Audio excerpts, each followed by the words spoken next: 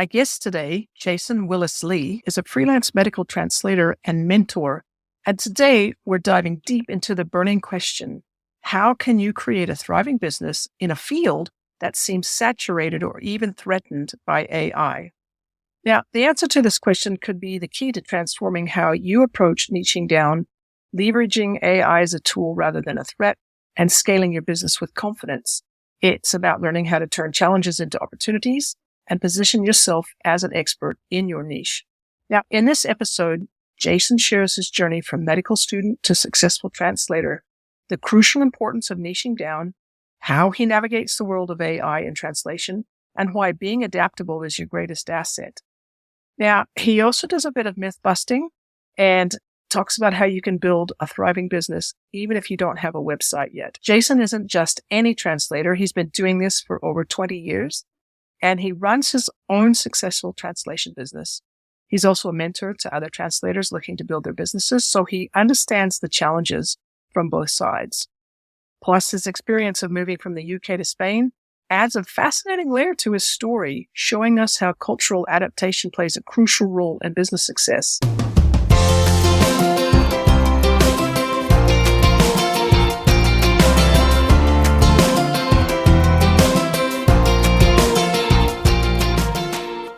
Welcome to the Online Business Launchpad podcast. I'm Trudy Rankin, and I bring you stories, tips, and advice from online entrepreneurs who have tackled challenges to reach success.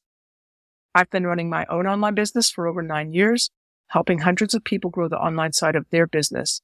My mission is simple. I want to help you solve the challenges you face as an online business owner so you can have more time and money for yourself and your family and more choices in how you live your life. So if you're ready to dive into another story of how to build and grow an online business, stick around. Welcome to the Online Business Launchpad podcast. I'm your host, Trudy Rankin. And today I have got Jason Willis-Lee with me. And Jason is a freelance medical translator, and he also mentors other translators who are setting up or trying to grow their translation business. And Jason and I have been collaborating on a few things and just doing a little bit of work together. And it's been really interesting seeing his journey and to where he's got to. And so I just thought, love to have him on the call today as my podcast guest. And especially really want him on today's call as a guest because we actually tried to do it last week and there was just a series of disasters. And we had this most amazing interview. And at the very end of the interview, I went to stop the recording and realized with a very sinking heart that it wasn't actually recording at all because I had not hit record. Not a very common thing that happens. I thought at the time it was the first time. I think it might have been actually the second time that's ever happened to me, but it's something I try never to let happen. It did. So we're here on screen together, and basically we're going to have another crack at the interview that we had before. Jason, thank you so much for being willing to come back on the show twice within a very short span of time, and welcome. My pleasure, Trudy. Thank you very much for having me and the invitation. So let's start by, I think, telling the listeners, if you would, just a little bit about who you are, where you are, and just a little bit more about what you do. Yeah, sure. So my name is Jason Willis-Lee. I'm based in Madrid, Spain. So it's 8 o'clock in the morning, right? It's already gone past 30 degrees. It's July weather. It's very hot. And you have to be creative when looking for strategies to get through Madrid in July. And as you said, I'm a medical translator. I initially started training as a doctor. I trained for over 3 years of a 5-year degree. And then I graduated in life sciences. And since I made a pivot straight away into translating and interpreting, I have a postgraduate diploma in translation and interpreting. I've been doing since 2000, started since 2005, full-time self-employed. As you said, in the last couple of years, I launched an offer for a translator-to-translator offer to help other people with their businesses as they scale up. And I'm really enjoying coaching a few, mainly ladies. There are more ladies in my profession than men. That's great fun. Just helping them with their businesses, scale up, online visibility, how to find their first clients, how to find more clients, and just giving them strategies to do that. So I'm a hybrid business owner, mainly a service provider, guess. That's most of my time. I'm really enjoying learning some entrepreneurial skills on the side, which is great. Yeah. And I know a lot of people who have that kind of hybrid model where you are in the trenches, as it were, doing the work, but you're also helping other people learn how to do the work. And I think that's actually a really good combination because it means you know the sorts of problems and challenges that there are, and you've been there, done that, you know what needs to be done to actually be able to be successful. So I'm just really curious because, the studies that you did in terms of the medicine side of things and then making a pivot into translation, that's quite a big pivot. What made you pick language translations as the thing to pivot to? Yeah, that's a great question. I guess I was studying, I was 20, 21. I was in my third year. I was doing an Erasmus period in Strasbourg. I was studying at the hospital in the city of Strasbourg. And a French rheumatologist would pass me snippets of his research paper. I later worked out what he was doing. I was basically writing the paper for him in English for free. And he would just pass me a different snippet every day. So that first got me the idea that I could possibly do this for a living. I could be a scientific translator, which is effectively what I've been doing the last 24 years. But I was always into languages from a very early age. From the age of 11, I think I fell in love with languages. French was my second language. As most people in the UK, I grew up in the UK, in Birmingham, and right in the center of the UK. Moved to Spain when I was 24 and a half. So I'm just turning 49 tomorrow. So tomorrow marks the day that I will be half of my life in the UK, half in Spain. So it's an interesting point in my life. But yeah, I thought I would go into languages and use the specialist subject knowledge because one of the big things in my industry, Trudy, is niching down. And if you don't have any other studies to draw on, it's very difficult, or it takes a little longer perhaps to get a niche. Niching down is one of the first things I advise my audience. I recently published a book called How to Find More Direct Clients. And the very first chapter is Niche Your Way to the Top. So I talk about niching down I introduced that topic very soon or very quickly in the book.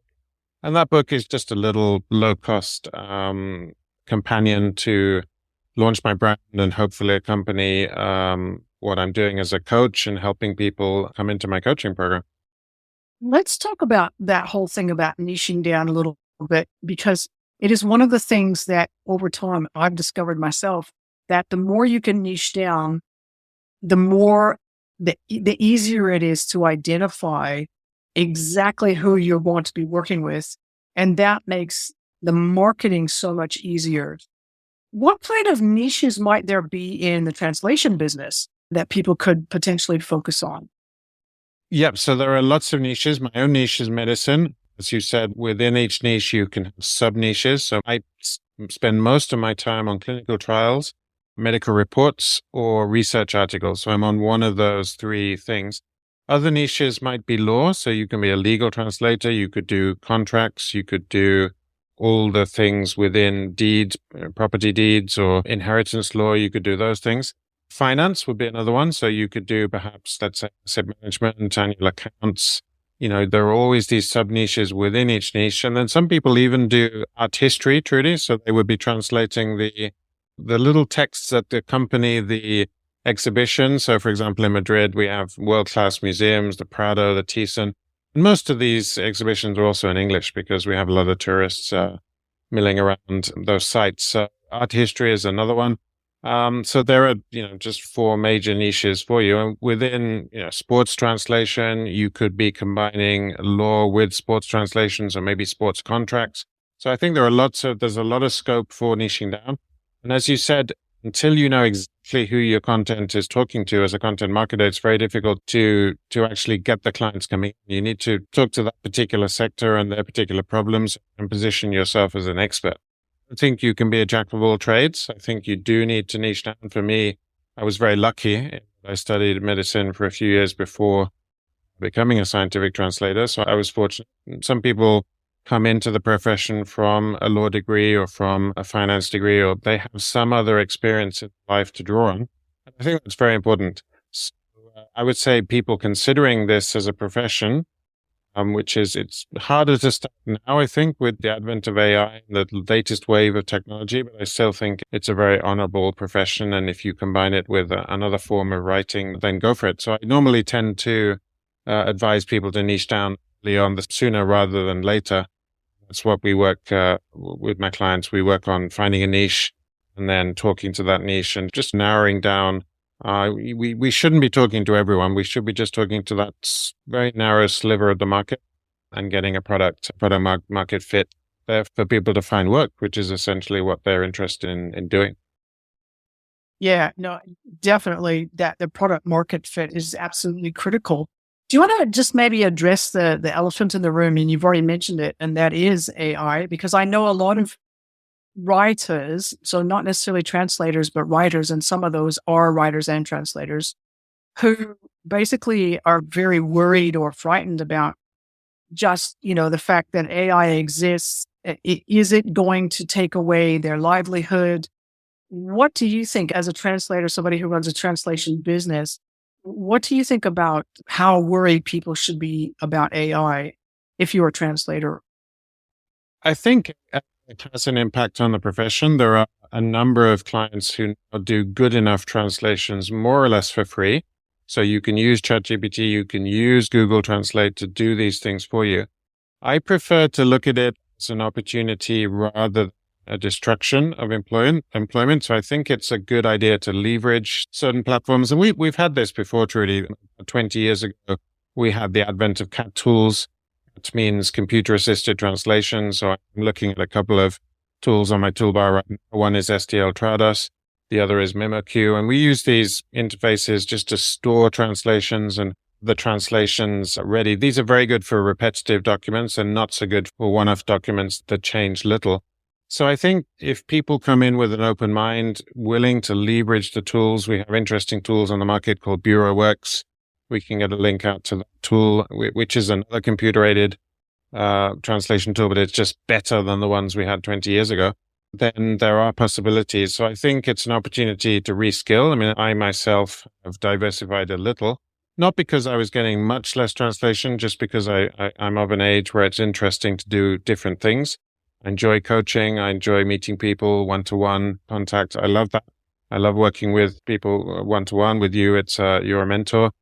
I'm learning from you and other people I work with, where perhaps I'm the mentor and other people are learning from me. So that's a nice relationship to get into. So I think you need to take it with a pinch of salt. Yes, it's had an impact on the profession, but no more than the tools that raged onto the market, like bulls coming out of the San Fermin in Pamplona every year, which is charging bulls.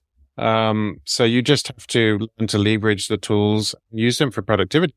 Like, having these tools to get a feel-good productivity feeling.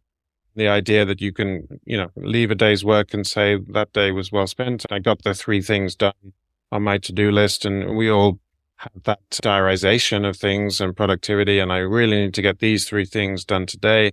So I think if people are listening to this and they're worried about it, I don't think it's a reason not to become a translator. I think you just need to learn how to leverage the tools and how to get the best possible work to them.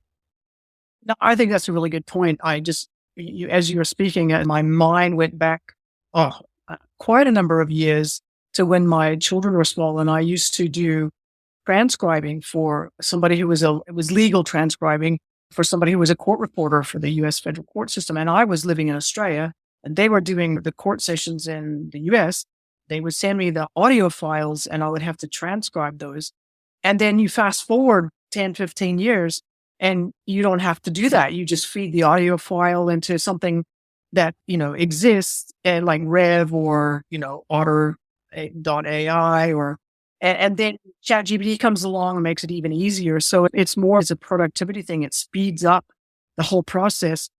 And I think the key point, and you're alluding to this, is that you've still got to have the expertise to be able to know whether the translation that's come through is rubbish or not. So you've got to be able to know what you're talking about and know what you're doing, even in order to be able to edit or just make sure, do quality assurance on the final product. So I'm curious just a little bit. You obviously live in Spain. What's it been like in terms of the fact that you are a translator, you live in a different country than the one that you were raised in. Was it easy or hard to get started as a translator living in another country, or what was it like? So I'm going back 24 years because I came out in January 2000. So just at the turn of the millennium, I was 24 and a half, as I said, half the age that I'll be tomorrow. It was, I would say, mastering Spanish was actually the least of my problems. I think I mastered Spanish within 12 to 24 months. I think I had a basic level when I came, and I got fluent within 2 years.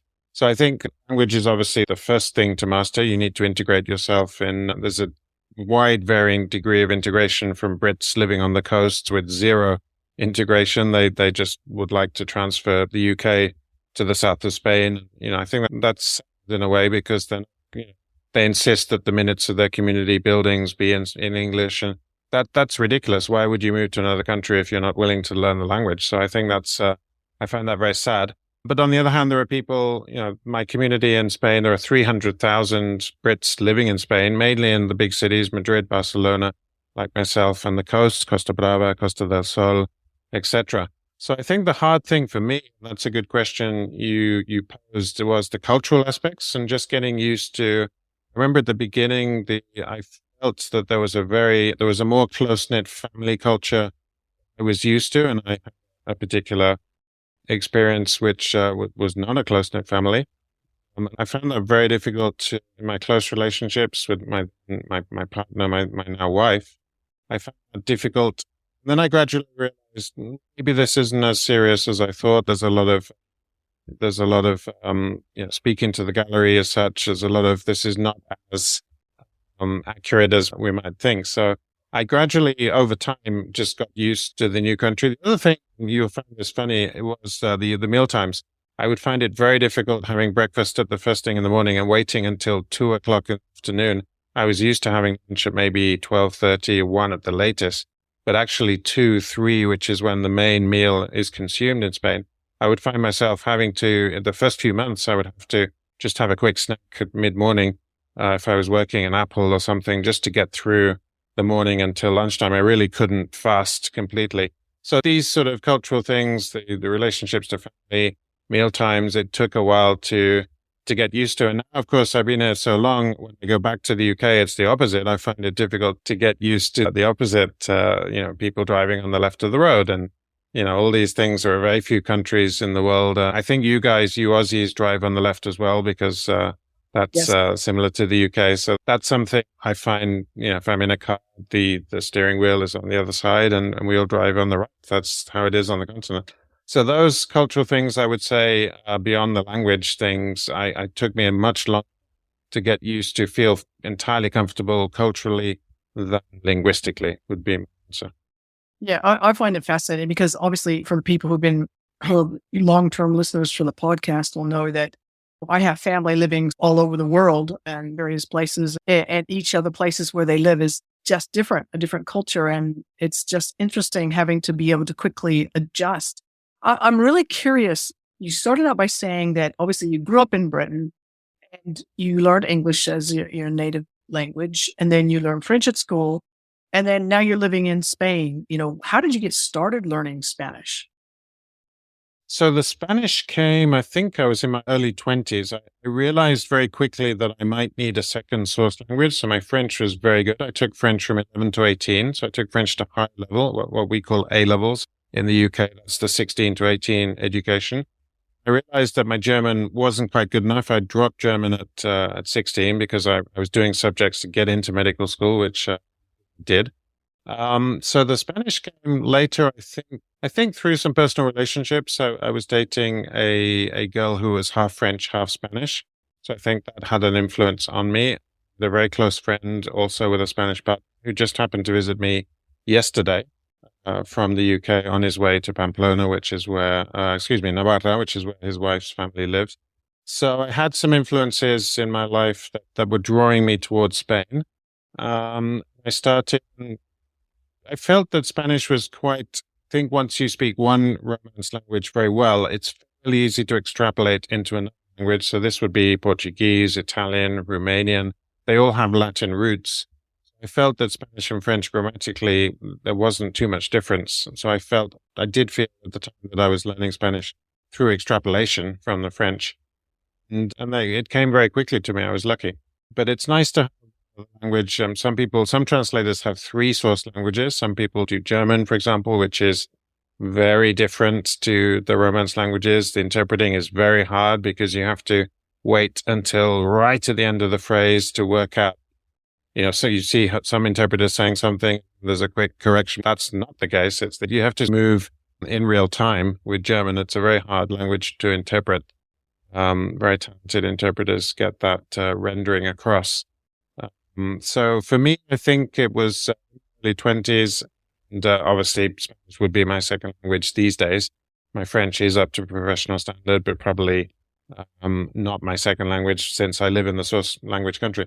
I do advise translators to spend considerable time in their source language countries because you do need to get those cultural nuances across in the text. So your comprehension of the text, and you could be thrown anything and you will be able to come up with some idioms. For example, you might see the phrase, you can't fit a square peg in a round hole.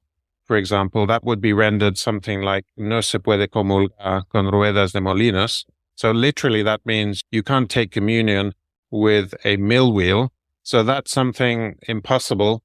And in Spanish, that would be, in English, you would be. And I remember this phrase coming up in the year 2000, and I was trying to think of an equivalent. And when the phrase was explained to me, I remember writing, you can't fit a square peg into a round hole, which is the perfect translation for that particular phrase. Fascinating. But if you do a word by word translation, it just doesn't make sense at all. Exactly. A literal translation is meaningless. Yeah. That's interesting. That's very interesting. So if somebody were, like you said, the market's a little bit, it's getting not crowded, but with AI and all that goes with that. If somebody were thinking about getting started as a translator or wanting to set up a translation business, what would be the things that they would need to figure out first before actually making the leap? So I think niche is the first one. You would need to have a niche or have a niche that is appropriate for your source languages. The second one is knowing how to pitch your services. You need to have a very confident pitch and just have your portfolio of work. Hopefully you may have done this work as a student. You may have done professional jobs, but you need a portfolio to have under your arm when you go to those meetings. And then you need to be able to network, Trudy. You need to have a firm network. So I usually advise people to join the professional associations. I advised a client yesterday, there is a horticultural subspecialty. My client is interested in horticulture, and we have a professional association, the Institute of Translation and Interpreting, and there is now it's called SHIA, Sustainability, Horticulture, Environment, and I can't remember what the A stands for, accountability, I think. And that's just a nice niche for somebody interested in horticulture, as my client is. So I just sent her this information and made sure she was aware of that so that she can do some networking. So I would say niche above all, number one. Number two is learning how to pitch, make your pitch as perfect as it can be. Number three is online and in-person networking. Okay, now that's interesting because if somebody, let's just say that they've been through that and they're ready to go out and find clients. Mm-hmm. Would they typically look, what would it be as a freelancer where they're, as you say, they have to go to a particular organization or a magazine or whatever kind of translation they want to do and say, hey, I could do this for you. Would you like me to help you? Or do they apply for jobs? Yeah, that's a great question. I recommend actually the best route is going in-house first. I think going straight into freelance work is quite challenging. It can be done, but you need the contacts. You need the relationships. As you know, business is a lot about relationships. So I was fortunate in that I had an in-house job for 4.5 years before I went full-time self-employed.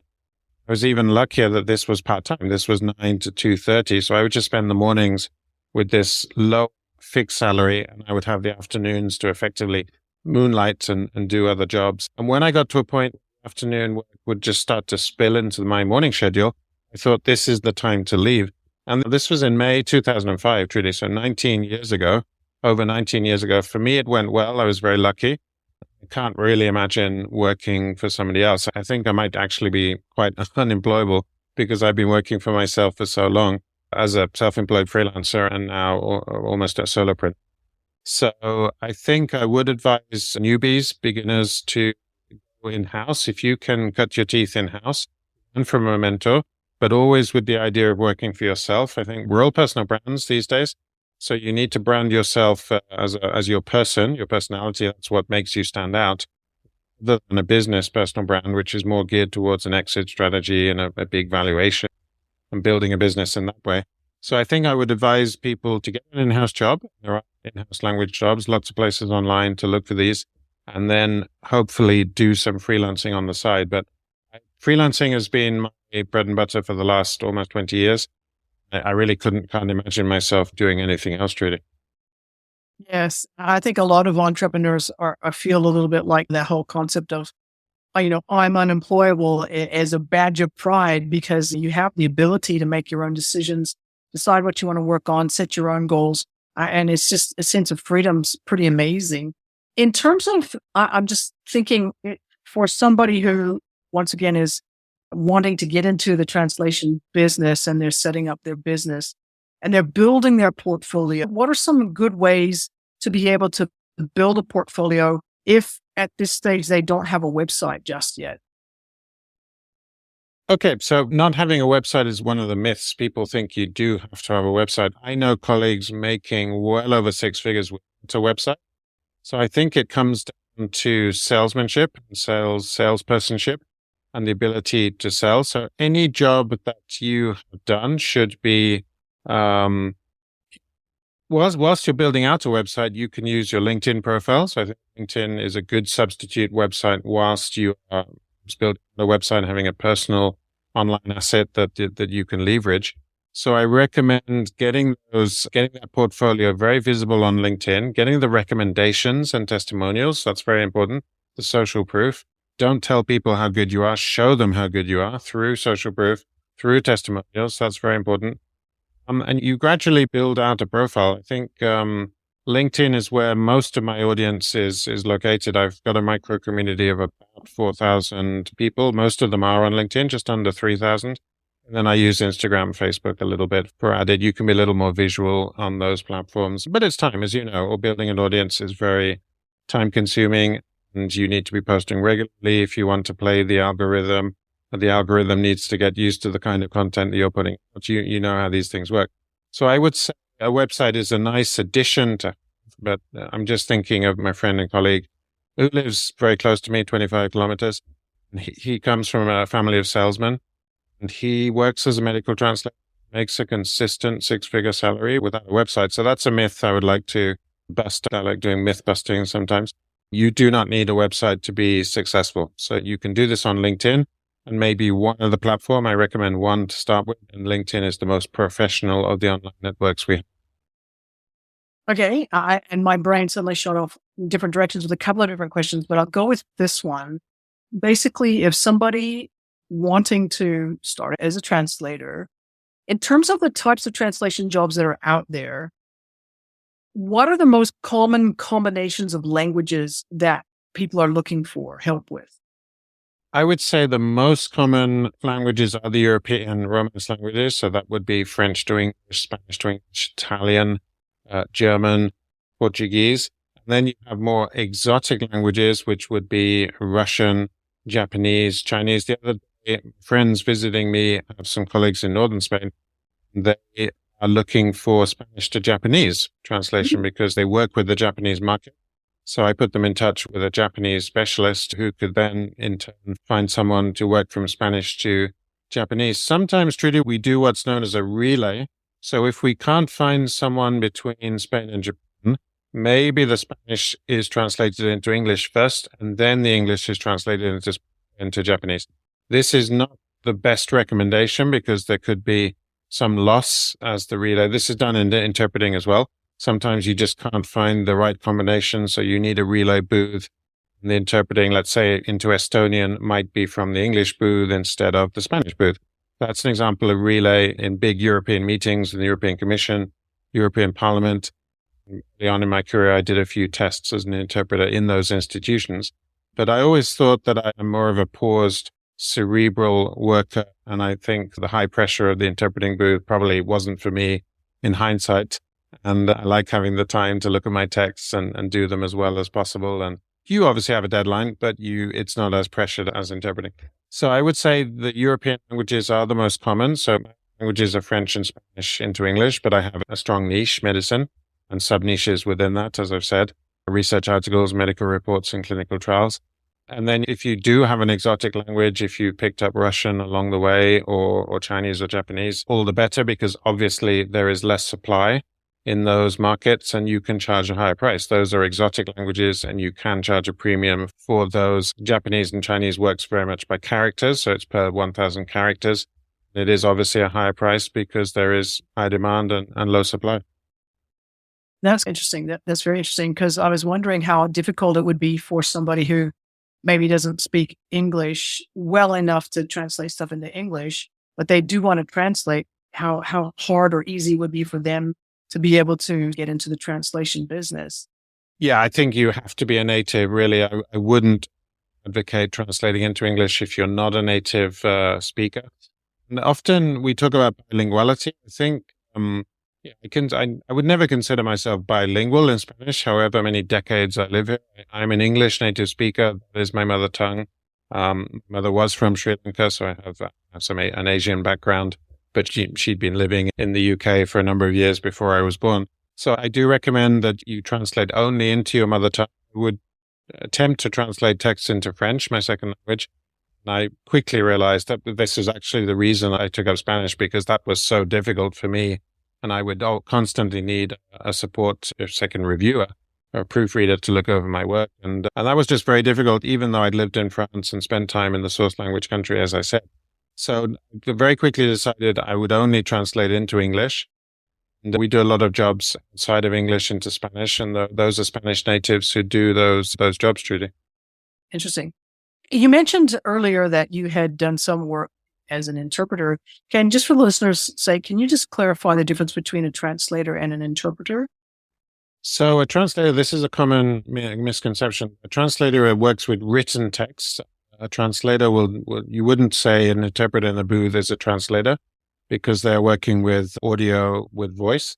An interpreter is somebody who is either liaison interpreting in a meeting, just keeping two people abreast of what's going on, consecutive interpreting, which would be taking notes and taking chunks of notes and then delivering the interpreting in a consecutive fashion, or simultaneous interpreting, which is in the booth and you're simultaneously receiving the source language, processing it, and rendering it into the target language at the same time.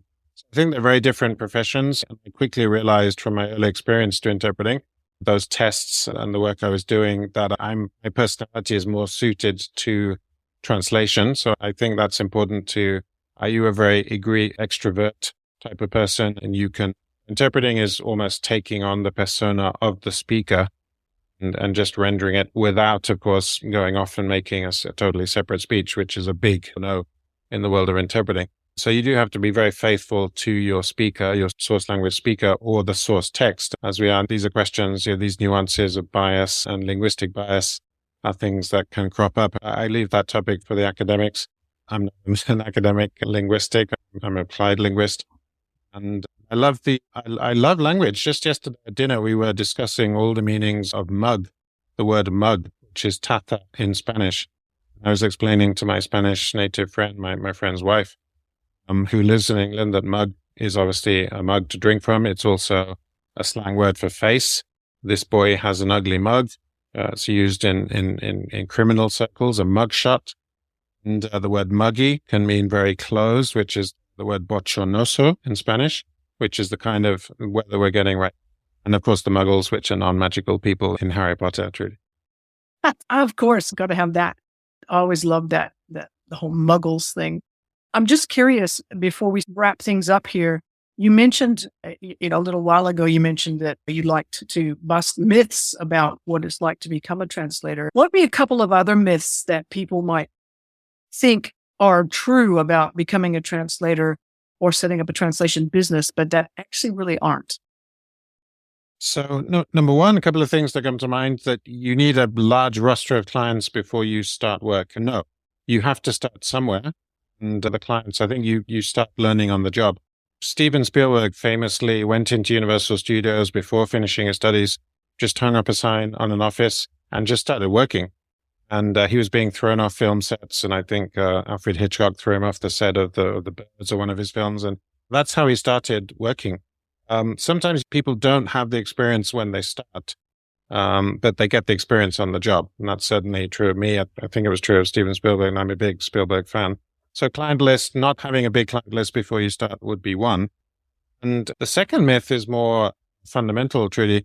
This idea that you can't make your living from professional translation, that it's this sort of kitchen table housewife type activity, which is a little bit sexist, but the image still pervades today.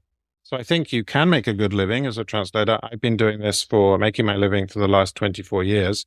As I say, I'm 49 tomorrow. I'm hoping to go on for another decade or so, hopefully. And I love this profession and advocate and go to the events, and I do all the things that I think I'm expected to do. I enjoy passing on my knowledge to the next generation and learning new skills for myself in terms of my own professional training. So as long as you're open to continuous learning and learning from more experienced colleagues, and as long as you have a go-getter attitude to find clients and find income, I think you'll be fine. So those are the three myths I would bust. You don't need a snazzy website to start.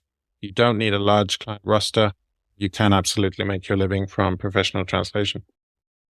No, that makes a lot of sense. And I know for a fact that having somebody who can help guide you getting started in the translation business, that's going to help save you a lot of time and misery if you've got somebody who can help you avoid the myths, but actually make progress. So just to wrap up, can you just talk just a little bit about your book and how you came to actually decide you were going to write a book? The book is called How to Find More Direct Clients, and this is an allusion to the type of clients that are more desirable. The direct clients, we all want to work directly with clients without intermediaries. Those would be more agencies. I do recommend beginners start with agencies and build out the portfolio, the experience that we talked about. But ultimately, you want to be aiming towards direct clients.